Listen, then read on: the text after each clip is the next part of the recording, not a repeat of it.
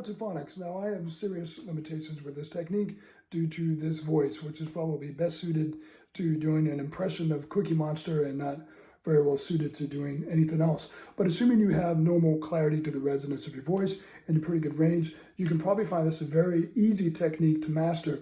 So I first learned from Matt von Roderick, who is a true master of this technique. He taught me to sing a major 6. So I played a low G and sang an E.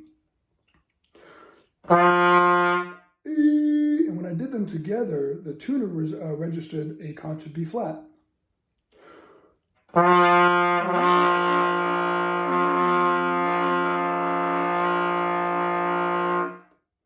So from there, I started experimenting with the different intervals in that range, and I found that the major 6 and the perfect 4th were pretty colorful and pretty resonant. The minor 6 and the tritone are pretty tight, but they have a pretty interesting texture. And then the 5th is just kind of a hollow sonority.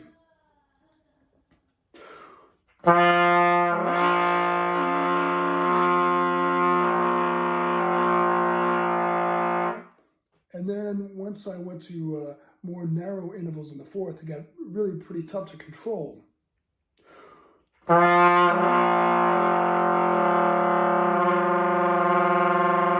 And if you go between a minor 2nd and a unison, it's a pretty challenging, interesting effect.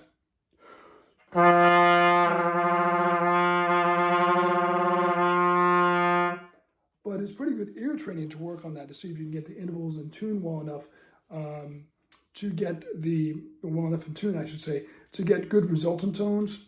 And it's also great practice for the low register. From there, I tried working a little bit of parallel motion.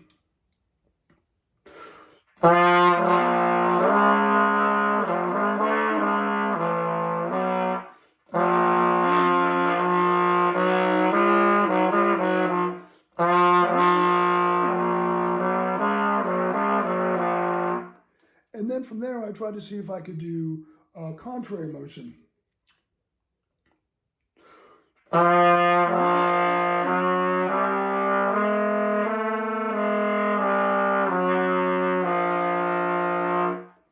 And those are pretty much all the techniques I use with multi-phonics. If you've got a wider range, you can get all kinds of interesting sonorities. These days, a number of composers are calling for the technique. And even if you don't use it in performance, I think it's just a pretty cool practice tool. So give it a shot, and I hope you enjoy.